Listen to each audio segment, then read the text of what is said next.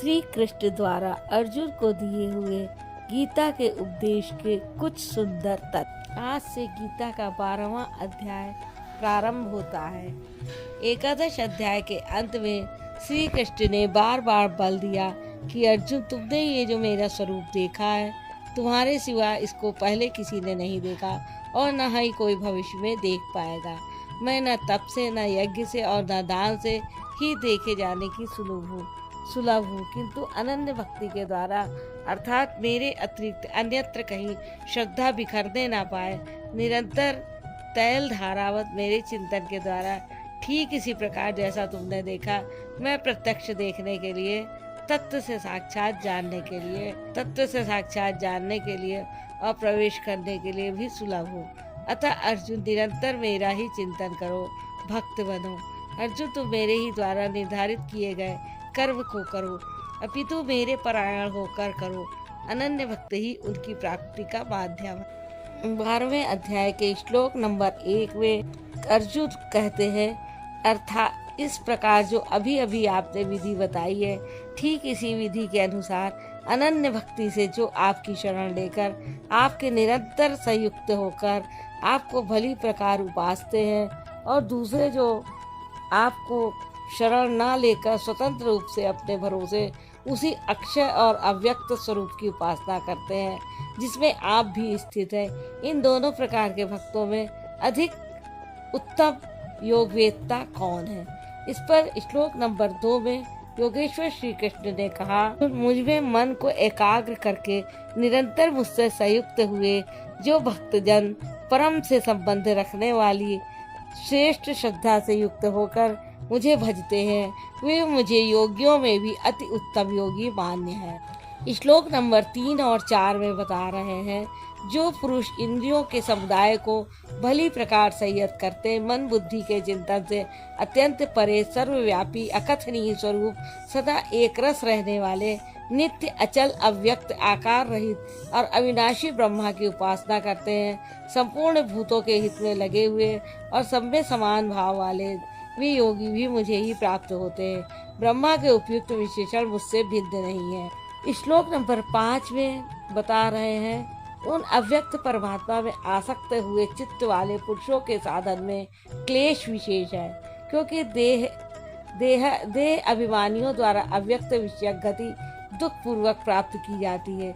जब तक देह का भान है तब तक अव्यक्त की प्राप्ति नहीं हो। श्लोक नंबर 6 में श्री कृष्ण जी कहते हैं, जो मेरे परायण होकर संपूर्ण कर्मों अर्थात आराधना को मुझ में अर्पण करके अनन्य भाव से योग अर्थात आराधना प्रक्रिया के द्वारा निरंतर चिंतन करते हुए भजते हैं। श्लोक नंबर 7 में केवल मुझ में चित्त लगाने वाले उन भक्तों का मैं शीघ्र ही मृत्यु रूप संसार सागर से उद्धार करने वाला होता हूँ।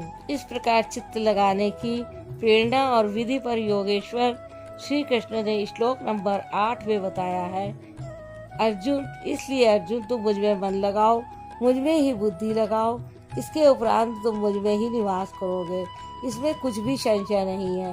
मन और बुद्धि भी ना लगा सके। इस पर योगेश्वर श्री कृष्ण जी ने श्लोक नंबर 9 में बताया है, यदि तुम मन को मुझ में अचल स्थापित करने में समर्थ नहीं हो, तो हे अर्जुन, योग के अभ्यास द्वारा मुझे प्राप्त होने की इच्छा करो। जहाँ भी चित्त जाए वहाँ से घसीट कर उसे आराधना चिंतन क्रिया में लगाने का नाम अभ्यास है। श्लोक नंबर 10 में श्री कृष्ण जी ने कहा है, यदि तुम अभ्यास में भी असमर्थ हो तो केवल मेरे लिए कर्म करो, अर्थात आराधना करने में तत्पर हो जाओ। इस प्रकार मेरी प्राप्ति के लिए कर्मों को करता हुआ तू मेरी प्राप्ति रूप सिद्धि को ही प्राप्त होगा, अर्थात अभ्यास भी पार ना लगे तो साधना पथ में लगे भर रहो। श्लोक नंबर 11 में श्री कृष्ण जी कहते हैं, यदि इसे भी करने में असमर्थ हो तो संपूर्ण कर्मों के फल का त्याग कर, अर्थात लाभ हानि की चिंता छोड़कर मध्योग के आश्रित होकर अर्थात समर्पण के साथ आत्मवान महापुरुष की शरण में जाओ। उनसे प्रेरित होकर कर्म स्वतः होने लगेगा।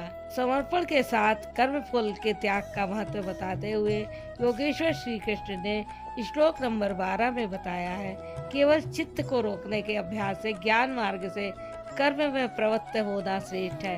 ज्ञान माध्यम से कर्म को कार्य रूप देने की अपेक्षा ध्यान श्रेष्ठ है, क्योंकि ध्यान में इष्ट रहता ही है। ध्यान से भी संपूर्ण कर्मों के फल का त्याग श्रेष्ठ है, क्योंकि इष्ट के प्रति समर्पण के साथ ही योग पर दृष्टि रखते हुए कर्म फल का त्याग करने से उसके योगक्षेम की जिम्मेदारी इष्ट की हो जाती है। इसलिए इस त्याग से वह तत्काल ही परम शांति को प्राप्त हो जाता है। अभी तक योगेश्वर श्री कृष्ण ने बताया कि अव्यक्त की उपासना करने वाले ज्ञान मार्गी से समर्पण के साथ कर्म करने वाला निष्काम कर्मयोगी श्रेष्ठ है। दोनों एक ही कर्म करते हैं, किंतु ज्ञान मार्गी के पथ में व्यवधान अधिक है।